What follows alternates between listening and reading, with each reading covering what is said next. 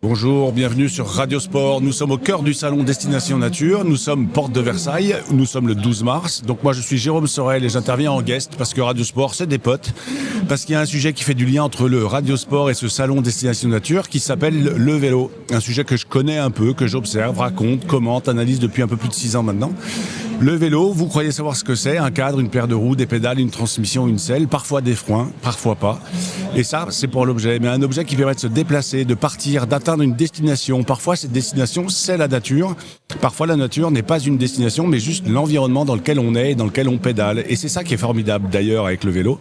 Une promesse d'un moment dehors. Et si on se dit qu'il suffit d'être à l'air libre pour être dans la nature, alors le vélo est par essence un objet de connexion à la nature. Comme une paire de chaussures finalement, mais pour aller un peu plus loin et un peu plus vite. Mais pas trop vite aussi, aussi loin que vous pouvez et aussi loin que vous le pouvez. L'une des promesses de ce salon est bien de proposer un tourisme différent, plus respectueux, plus naturel, plus lent, plus proche. Ça ressemble terriblement au vélo finalement. Et évidemment, le vélo est un levier important, un levier ou un objectif ou un moyen. En tout cas, pendant ces émissions, on va explorer ensemble avec différents experts justement la place du vélo dans cet écosystème et dans nos vies. Et aujourd'hui, au micro, Florence Gall, qui est directrice générale ou déléguée générale de la filière France Vélo. Je crois que c'est comme ça, ton titre exactement. C'est ça, oui. Et on se tutoie si ça te va. Ou... On se tutoie dans la vie, oui, on va se tutoyer au micro. On va pas faire semblant, exactement. Donc, Florence Gall, tu es déléguée générale de la filière France Vélo. Est-ce que, pour commencer déjà, tu peux nous dire ce que c'est qu'exactement cette filière?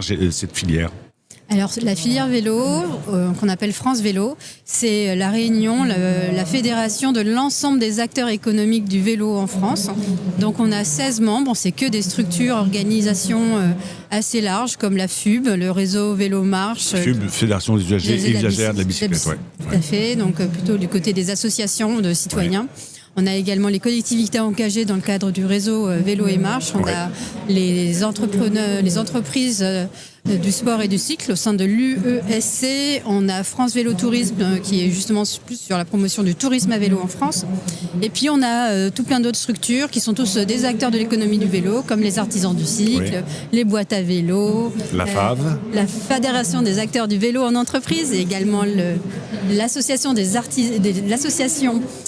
acteurs du vélo public, oui, voilà, la AVP, bien connue. Et puis on a les fédérations sportives, la Fédération France Vélo, donc FFC ou FF Vélo, voilà. Et puis on a également par exemple, les clusters. Est-ce que vous avez des fédérations comme la Fédération française de triathlon? Pas du tout. Alors pas encore, mais c'est une possibilité qui reste ouverte. On a également ESS France parce que le monde de l'ESS considère que le sujet du vélo, donc c'est tout ce qui est les entreprises solidaires et sociales. Ouais. Et donc là, vous faites partie. En fait, et est-ce que ces participations sont dans les deux sens? C'est-à-dire que l'ESS est membre de la filière et est-ce que la filière est membre de l'ESS? Alors non, on n'est pas membre de l'ESS, mais en fait la partie ESS au sein de la filière est quand même assez fortement représentée par les ateliers de réparation, d'autoréparation, par tout ce qui est bourse, par tout ce qui est... donc enfin il y a plein d'activités de réemploi qui sont faites essentiellement dans le monde associatif, qui sont très importants pour l'économie du vélo. Est-ce qu'on peut dire que la filière France Vélo que tu portes, c'est une sorte d'entonnoir où toutes les parties prenantes du vélo viennent vers vous et vous ensuite vous reventilez auprès notamment des politiques? Ouais, moi je me présente parfois comme le lobbyiste en chef de l'économie du vélo. Ouais. L'économie du vélo, sens très très large, donc c'est pas seulement l'industrie, la production de vélos, c'est également la réparation, la distribution, tout ce qui est transport à vélo, de la cyclo-logistique, les vélos postaux. Donc vous êtes une sorte de fusible entre les pouvoirs publics et les différents acteurs? De courroie de transmission plutôt qu'une fusible. Tu vois. Je me vois plus dans la chaîne et la transmission, ça me va. Que dans le côté électrique, là, tu vois. Ouais. Donc, l'enjeu, c'est vraiment d'essayer de porter des projets avec l'État. Et ce que je veux vraiment dire, c'est qu'il y a aussi les segments du sport, du tourisme, du loisir, les aménagements cyclables et des services dans leur grande diversité qui sont représentés au sein de la filière. Ça fait quand même... en fait, c'est beaucoup plus large que ce qu'on imagine. Ouais. Et ça fait pas mal de monde aussi. Oui, parce que le vélo est finalement très transversal dans la société. Là, aujourd'hui, on est à Destination Nature. On va parler de tourisme. Le vélo est un objet de randonnée, de tourisme et même essentiel. Tout à fait. Donc, il y a cette dimension, à côté de la dimension mobilité du quotidien, à côté de la dimension sportive où la France excelle, il faut bien le dire et le redire, il y a cette dimension loisir, tourisme, qui est un levier très en croissance par rapport à d'autres leviers du monde du vélo. On a des enjeux forts sur le tourisme à vélo. On sait qu'il y a des croissances en termes de fréquentation des véloroutes. C'est un secteur qui se porte plutôt bien. Et qui s'exporte plutôt bien aussi. Et qui s'exporte parce qu'en fait, on a du monde qui vient de l'étranger. Ce matin encore, on me disait que 20% des loueurs sur certaines plateformes viennent de l'étranger. Donc des gens qui viennent louer des vélos pour faire du tourisme, des activités de loisirs et autres. 20% de ces gens qui louent des vélos viennent de l'étranger. Donc oui, c'est un sujet sur lequel où il y a une vraie valorisation internationale nécessaire. Est-ce que tu dirais, Florence, là, quand on regarde, je ne sais pas si tu as eu le temps de faire le tour de ce salon Destination Nature, mais en tout cas, on se rend compte que le vélo, il est partout. Il y a de la randonnée, il y a du gravel, il y a du voyage. Est-ce que pour toi, le vélo est un outil, ou est devenu, ou est encore, ou pourrait devenir un outil majeur du tourisme nature ? Je pense qu'on n'a pas encore exploré toutes les facettes, toutes les possibilités qu'offre le vélo en termes de développement de tourisme nature. Il y a notamment des enjeux en termes de toucher de nouveaux publics, toujours élargir les publics. À ce jour, on a quand même un tourisme très familial, et parfois assez senior, ce qui est très bien. C'est génial de voir de plus en plus de seniors se déplacer à vélo, voyager à vélo. Mais moi, ce qui me ravit également, c'est de voir, en tout cas sur les réseaux sociaux, dans les échanges auxquels on a accès, qu'il y a de plus en plus également de jeunes, avec le principe des micro-aventures, les madjaks, les bivouacs, je ne sais pas si vous connaissez, qui développent vraiment justement ce nouveau type de public, et c'est majeur, c'est hyper positif. Et puis donc les femmes aussi. Oui, alors on va en parler juste après justement de la féminisation du vélo. Malgré tout quand même là, quand tu parles de madjak ou de bivouac j'allais dire les anciens ou des personnes âgées des troisième âge ou les retraités qui font du vélo, est-ce qu'il n'y a pas un enjeu dans l'organisation du vélo, du tourisme à vélo, de finalement créer du lien entre toutes ces différentes communautés ? Je pense qu'il y a tellement de manières de faire les choses que le lien, il va se passer par la qualité des accueils, tu vois, par la qualité des offres, par le fait qu'il y a des nœuds où tu te retrouves parce que tu as une très grande qualité de tourisme à vélo. Ça veut dire que tu as des endroits où il y a des hébergements, de la sécurisation, des services, des événements autour du tourisme à vélo, de la destination nature. Et on voit émerger en France quand même plein de destinations qui s'engagent vraiment dans la qualité du tourisme à vélo, dans toutes ses dimensions, donc itinérance, loisirs, famille et autres, mais également tourisme sportif, parce qu'il n'y a rien à faire, on est le pays du Tour de France. C'est aussi sur ce sujet-là. Au-delà de rien à faire, c'est un vrai asset. C'est une énorme chance. Enfin voilà, il y a énormément de gens qui rêvent de faire du vélo en France, parce qu'on est le pays du Tour de France, et que ces images de cols, de paysages et tout, cette diversité, cette chance qu'on a en France, on est quand même unique à l'avoir, quoi.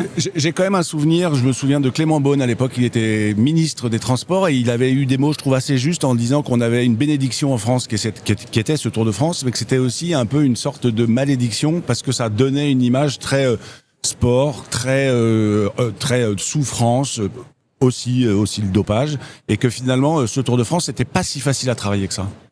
Moi, j'ai l'impression qu'on est sorti de cette idée de dopage quand même sur le tourisme et sur Après, je pense que notamment le Tour au féminin apporte aussi une autre manière de voir les choses. Je pense que ça s'élargit, ça touche aussi. Ça fait partie de cette ouverture qu'on a maintenant autour du Tour de France. L'ASO est très impliqué aussi pour valoriser la mobilité du quotidien, le vélo, avec les moniteurs cyclistes français dont j'ai pas parlé tout à l'heure, mais qui travaillent énormément, qui font partie de notre écosystème, mais qui font également énormément de choses sur les étapes du Tour et autres.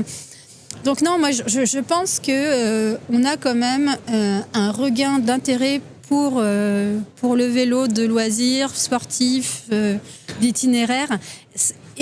Et puis moi, j'ai pas envie de parler de dopage, tu vois. Je pense qu'il faut qu'on essaye d'en sortir. Entre ne pas avoir envie d'en parler, il y a, à mon sens, il y a ne pas avoir envie d'en parler, se voiler la face ou pas. Et bon, quand je parle de ça, je n'ai pas non plus envie d'insister dessus. On est tous des grands et des grandes filles et on n'a pas besoin forcément de se doper.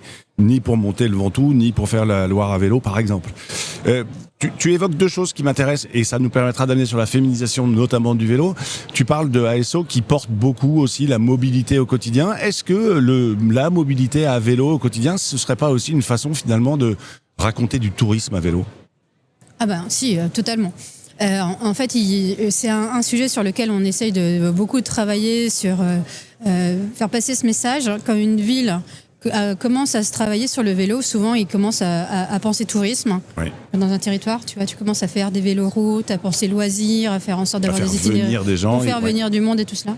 Et ce qu'on se constate partout, c'est que ces infrastructures faites pour le loisir, elles servent au quotidien. Ouais. Donc il y a une perméabilité totale entre ces différents secteurs. J'étais dans le coin du Luberon ou ailleurs ces derniers temps. En fait, on voit que ces véloroutes, elles sont utilisées au quotidien et puis elles sont aussi utilisées aussi par les collégiens, les lycéens, par les retraités, par toutes les personnes qui n'ont pas accès à une voiture, parce qu'il faut quand même le dire qu'il y a un tiers de la population qui n'a pas accès à une voiture pour plein de raisons différentes, une histoire d'âge, une histoire de santé, de permis, de moyens financiers et tout cela. Donc voilà. Donc ouais, non, je pense que on sait très bien que tous les aménagements, par exemple de la Loire à vélo, servent aux gens qui font du vélo taf, quoi, tu vois, et qui vont au vélo tous les jours. Donc ouais, il y a cette perméabilité qui est très positive. Et qu'il faut exploiter. Totalement. Pareil, tu parles, et là on va parler un peu de féminisation du vélo. Tu évoquais le Tour de France féminin, et là notamment, c'est de l'année dernière, enfin en 2025, il y a Pauline Ferrand-Prévot qui gagne. Est-ce que tu as la sensation que le fait que ce soit une femme française qui gagne, ça crée un peu tout ce qu'on a envie de raconter? Ça crée un exemple pour ces petites filles qui se projettent enfin sur une sportive qui gagne des Tours de France. Moi, je pense qu'en termes de rôle modèle, Pauline, elle fait rêver énormément de filles, quoi. Et pas que des petites filles sportives qui vont faire du vélo, quoi. Alors, il faudrait peut-être que je pose la question à la Fédération française de cyclisme, mais est-ce qu'on constate une plus grande féminisation dans les clubs ? Écoute, j'ai pas les chiffres récents, mais c'est ce qu'on m'a dit. Ce qu'on m'a dit, c'est qu'il commence à avoir plus de filles qui pratiquent en club sur la suite. Et surtout la FFC, qui est donc la Fédération olympique, fait énormément de choses pour accompagner les femmes à tous les niveaux. Ils ont monté un club des 300 pour monter en compétences un certain nombre de personnalités féminines identifiées dans les clubs.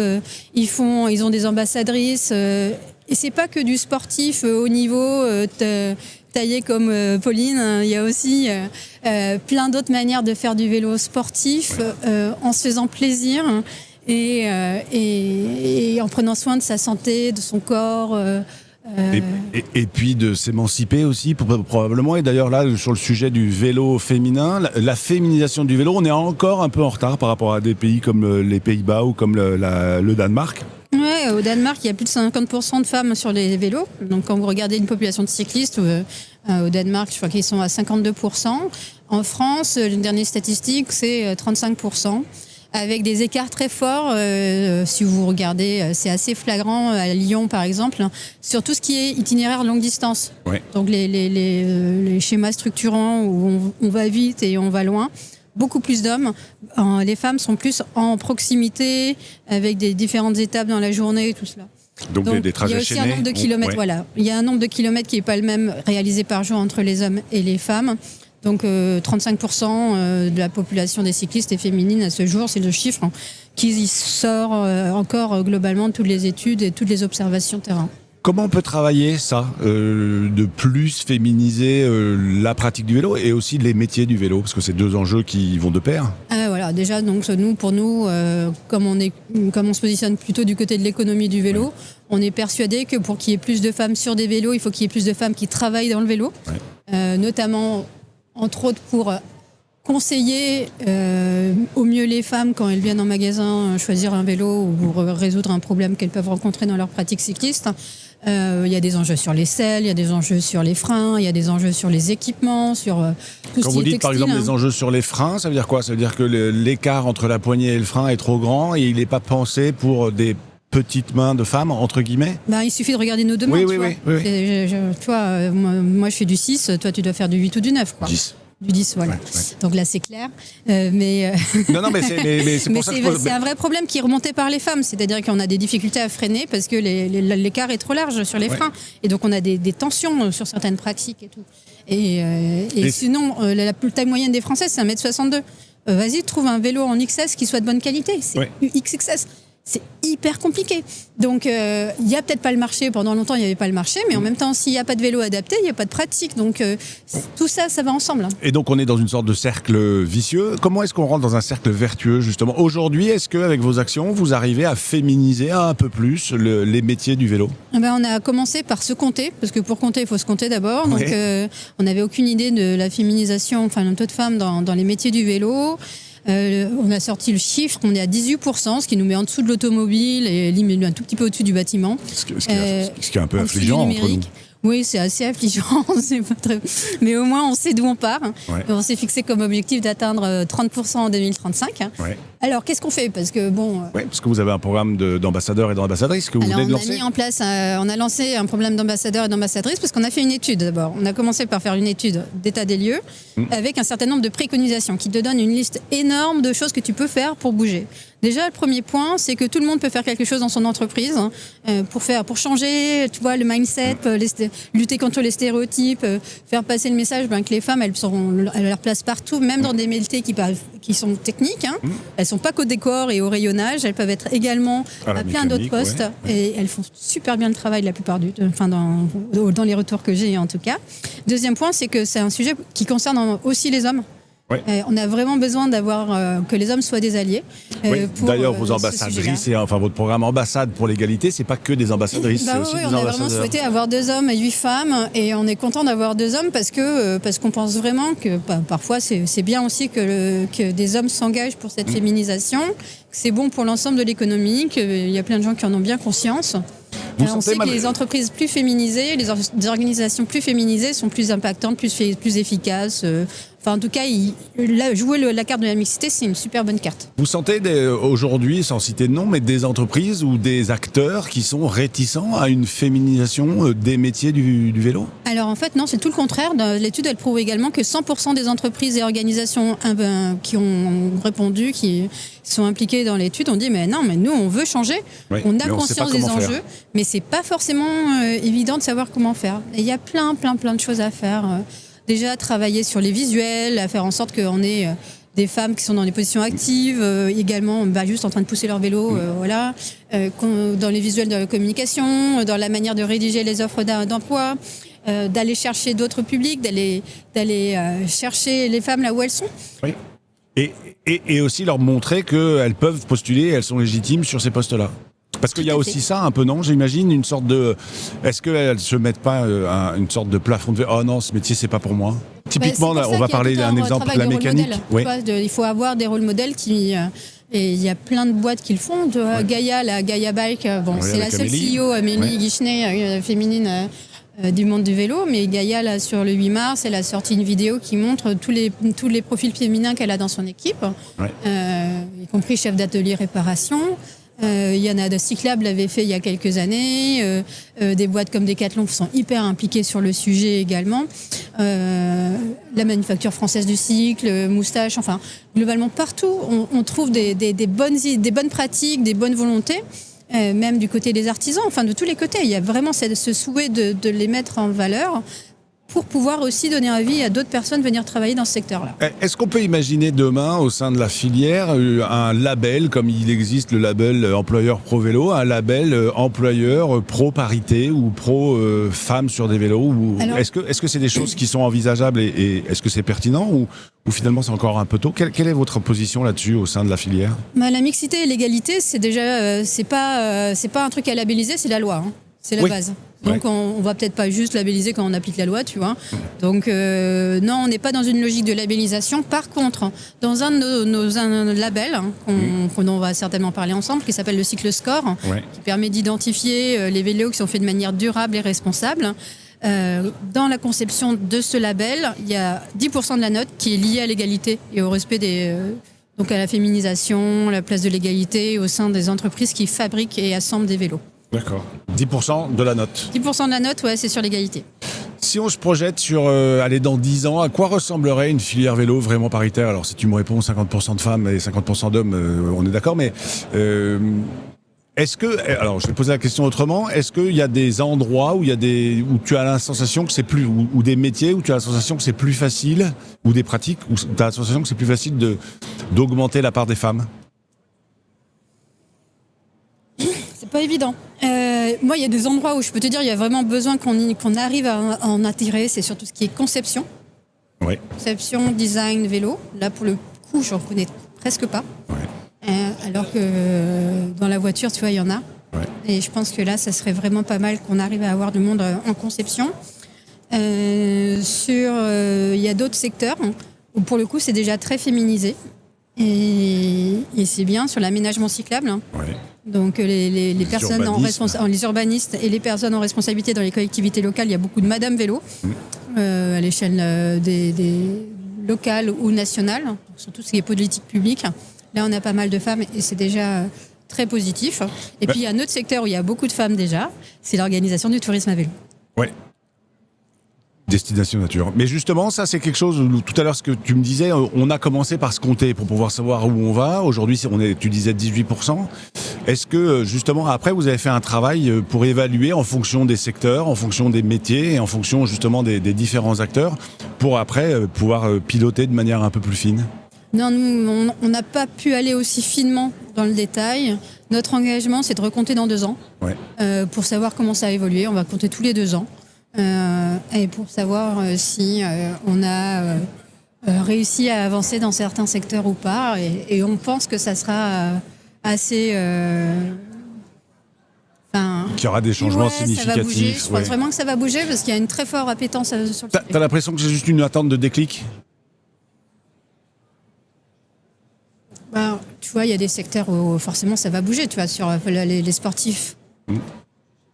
C'est sûr, là, avant on n'avait pas d'équipe professionnelle, quoi, pratiquement. Donc là, il y a des femmes qui vont arriver en tant que professionnelles sportives. Il y a d'autres secteurs où elles vont prendre toute leur place. Mais ouais, non, je suis pas, j'ai pas de baguette magique. Non, mais bien sûr, mais très bien.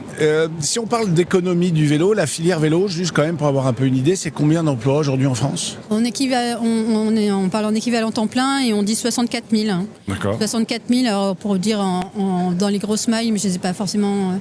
Donc c'est autour de 4 000 dans la production de vélos. Ouais. Les composants, c'est autour de 14 000, 16 000, 15 000, on va dire, sur tout ce qui est distribution, réparation, autour de 10 000 dans les aménagements cyclables. Voilà, sur le sport, tourisme, loisirs, en fait, on n'a pas énormément de sportifs encore. Donc là, c'est plutôt autour de 4 000. Et puis, il y a un gros lot autour du transport à vélo. La logistique. Il y a une 20 000, logistique, 20 000. Et là, c'est très masculin. Ouais. Ok. Tu m'as dit juste avant, et je pense que c'est intéressant d'en parler, le cycloscore, l'indice France Vélo. Alors, c'est 2 choses qui sont différentes, mais c'est des choses qui ont été lancées il y a finalement relativement peu de temps. Ouais. Est-ce que, pour les auditeurs de Radio Sport, tu peux rappeler déjà ce que c'est que le cycloscore? Alors, le cycloscore, c'est un indice qui, c'est comme ce que vous avez sur votre frigo ou le Nutri-Score. Donc, ça va de A à E. Et vous avez 2 barrettes, une barrette sur la responsabilité environnementale, le critère environnemental, et une autre sur le critère sociétal. Donc vous avez une note plus ou moins verte qui prend en compte comment le vélo a été conçu, a été assemblé. Donc un peu sa durabilité, et puis également comment l'entreprise est engagée au niveau RSE, responsabilité sociétale de l'entreprise. Et c'est la première fois qu'on a un label comme ça sur le vélo. Dans le monde ? Je crois. Ouais. Je crois vraiment que française. c'est une initiative française, et c'est une initiative qui est assez intéressante et assez saluée, ouais. Et aujourd'hui, quels sont les premiers bilans qu'on peut faire là-dessus ? Alors c'est un label volontaire, Oui. donc on n'a que des A et des B, voilà. Oui. Mais les marques les plus vertueuses viennent se faire cycloscorer parce que c'est assez reconnu par les pouvoirs publics, dans leurs appels d'offres notamment. Ils veulent avoir des vélos qui sont faits de manière durable et responsable. Ce qui fait que maintenant on a des marques étrangères aussi qui commencent à souhaiter l'avoir, à se positionner sur le cycloscore. Donc on est ravis de ça. Et puis notre enjeu, c'est c'est de montrer tous les vélos qui sont cycloscorés au grand public aussi, parce que c'est pas que le signal prix dans le choix. Le critère d'achat maintenant pour un certain nombre de consommateurs, c'est pas lié qu'au signal prix, au niveau. Voilà. C'est pas que c'est pas aussi l'unique curseur. savoir que ça a été qu'il y a un engagement derrière. Je pense que c'est vraiment de plus en plus intéressant pour. Mais c'est intéressant. Aujourd'hui, les entreprises qui viennent se faire cycloscorer, elles viennent surtout au départ pour pouvoir répondre aux appels d'offres publics. Ben ça c'est un des sujets. C'est plus un engagement global, mais ça c'est le bonus en fait. Voilà. C'est sûr. C'est sûr que pour certains c'est assez positif. Mais ça me semble assez logique que l'étape suivante ce soit d'intéresser le grand public et monsieur ou madame qui a envie de s'acheter un vélo et qui se dit tiens, quitte à acheter un vélo. On communique déjà énormément là-dessus. Je ne vais pas faire de la promotion de marques, mais vous pouvez regarder la liste. Maintenant on a 17-18 marques cycloscorées. Ça fait une centaine de modèles de vélos, ce qui est pas du tout ridicule. Enfin, on a les plus gros, français en tout cas, qui ont fait la démarche. Mais justement, alors c'est une question, les plus gros qui ont fait la démarche, mais les petits, est-ce que, puisque c'est du déclaratif, est-ce que les petits, ils ont le temps, l'énergie, le savoir pour se cycloscorer ? Alors ça a été fait avec des professionnels, tu vois. Et donc on a fait vraiment un dispositif qui soit vraiment adapté aux capacités des petits aussi, notamment financièrement. C'est vraiment pas cher pour les artisans. Et on a sur les 17-18, on est à moitié, c'est des artisans. Donc non, ça a vraiment été pensé avec plein de... Enfin, c'est allégé pour les artisans et pour les petits, tout petits entreprises qui lancent des marques de vélos, qui s'engagent et autres. Et donc on a une grande diversité. Alors la question suivante, sans citer de nom, il m'arrive moi d'interviewer des industriels ou en tout cas des producteurs de vélos qui ne connaissent pas ce sujet-là, qui ne connaissent pas le cycloscore. Comment est-ce qu'on peut créer du lien avec ces gens-là ?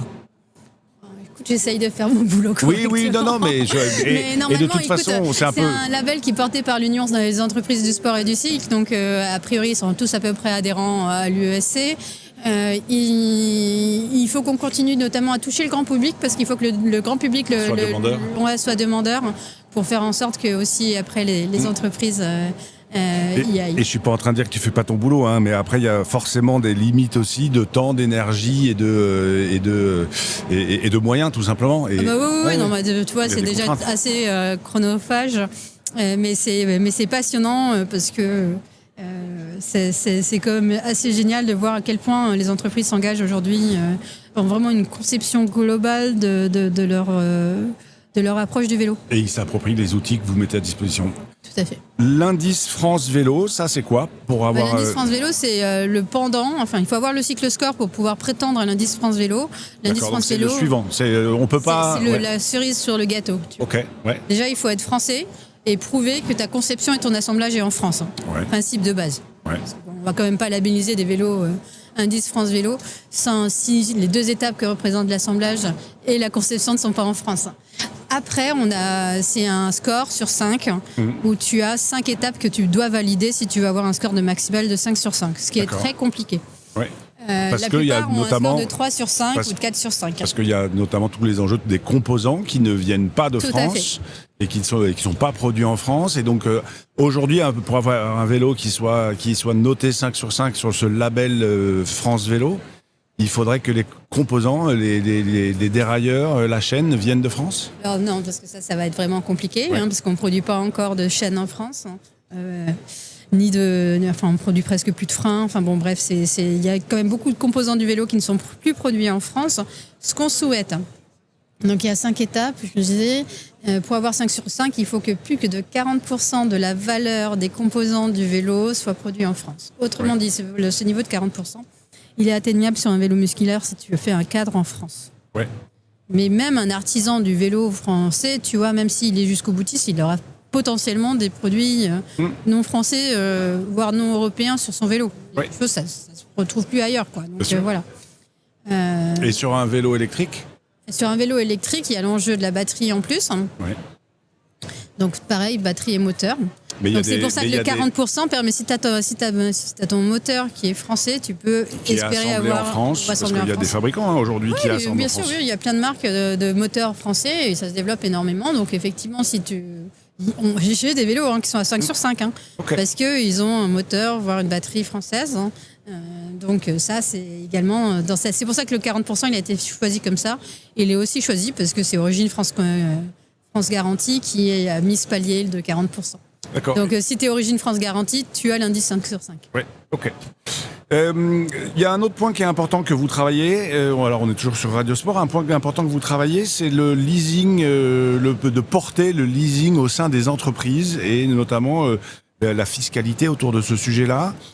Parce que vous avez identifié que en tout cas, quand on regarde à l'étranger, en Allemagne, 2 millions de vélos sont vendus via les entreprises, donc les entreprises qui les financent pour les salariés. En France, les derniers chiffres qu'on a, on attend les chiffres de 2025, mais en tout cas les derniers chiffres de 2024 annonçaient à peu près 20 000 vélos, tout à fait. Dont 6 000 qui partaient au Crédit Agricole, ça fait que 14 000 vélos. Vous avez identifié ce sujet-là comme étant un sujet à porter auprès des pouvoirs publics ? Oui, la filière considère que là, il y a une marge de croissance forte par rapport à la pratique du vélo et par rapport à l'équipement des ménages, c'est de passer par le leasing vélo. Le leasing vélo, ça permet de rendre accessible financièrement des vélos de bonne qualité qui permettent de faire le vélo taf. Vélo taf. Parce que quand on ne fait pas avec un vélo bas de gamme, du vélo taf, et on a besoin d'arriver à l'heure, on a besoin d'être bien équipé. Et puis que ce soit fiable. Et que ce soit fiable. Et confortable et agréable. Voilà. Donc le leasing est une vraie belle réponse à ce sujet-là, identifié par l'ensemble des acteurs de la filière, sachant qu'en plus, ça permet d'alimenter la filière du reconditionnement, qui permet d'alimenter une marché de seconde main de bonne qualité. Et d'aller sur les ESS aussi, notamment. Tout à fait. Ouais. Tout à fait. Donc voilà, enjeu du leasing vélo. À ce jour, pour que le leasing vélo fonctionne aussi bien qu'en Allemagne ou qu'en Belgique, il y a un changement au niveau de la fiscalité du leasing vélo qui s'appelle la modalité de la conversion salariale. Je peux vous en parler longuement, mais c'est très technique. Donc on essaye de faire valider au niveau du gouvernement et au niveau des pouvoirs publics. C'est quoi ? C'est le ministère du Travail qui doit gérer ça ou Bercy ? Oui, c'est l'éolien avec l'URSSAF et le financement de la sécurité sociale. Donc oui, voilà, c'est passionnant. Et donc on essaye de faire. Mais en fait, voilà, on fait vraiment un travail de lobbying pour montrer que si on veut vraiment développer le vélo taf et toucher plus de monde dans ce cadre-là, il faut qu'on ait ce dispositif de conversion salariale qui permet de rendre le vélo encore moins coûteux pour l'employé qui en bénéficie, qui n'a pas de fort impact pour l'entreprise qui le met en place. Et même pourquoi pas un encouragement fiscal pour l'entreprise ? Alors, il y a déjà des encouragements fiscaux, mais là, voilà. En tout cas, déjà, si on arrive à ça, si tu veux, si on a la conversion salariale, ça serait un super signal et ça permettrait vraiment de changer de braquet sur le leasing vélo en France et de permettre à plein de gens de s'équiper correctement. Alors, la dernière question, c'est parce que cette tribune-là, on est le 12 mars quand on fait cette émission. Cette tribune, elle a été lancée le 8 ou le 9, ou le 9 mars, je crois. Le 10 mars même. On l'a mis en ligne. Voilà, mais où est-ce qu'on peut la trouver, cette sur tribune ? Sur le site de France Vélo, c'est assez relayé aussi sur LinkedIn.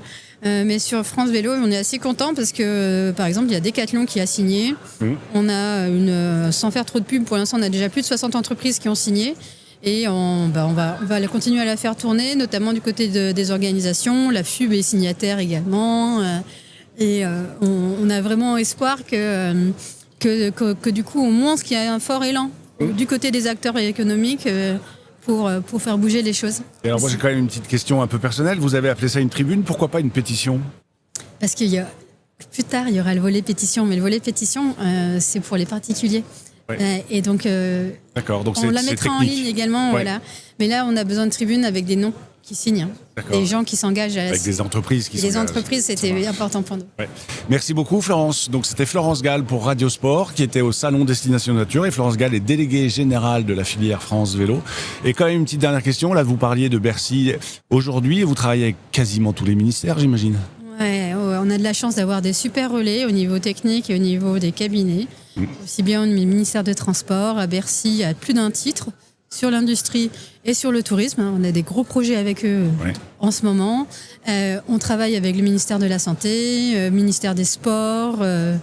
Voilà, ministère de la Transition écologique. Et la transition écologique, un peu moins en ce moment, mais on est toujours partant pour porter des projets. Qu'aujourd'hui, Florence Gall, vous avez vos entrées au sein de tous les ministères pour aller porter un sujet vélo. Vous êtes la nouvelle Thierry Ducret ou pas ? Ah non, il y a une nouvelle Thierry Ducret qui s'appelle Suzanne Lecroard. Oui, qui travaillait déjà avec Thierry à l'époque. Qui était son adjointe. Ouais. Voilà, donc c'est Suzanne vraiment qui porte au niveau du ministère des Transports la plupart des sujets vélo et même mobilité active et partagée, donc la tête d'un service. Et on est en lien presque quotidien avec Suzanne. On a de la chance d'avoir quand même beaucoup de gens qui croient au vélo dans les services de l'État, comme dans les collectivités locales. Et comme au Salon Destination Nature. Merci beaucoup Florence. Merci à toi. Bon après-midi, au revoir.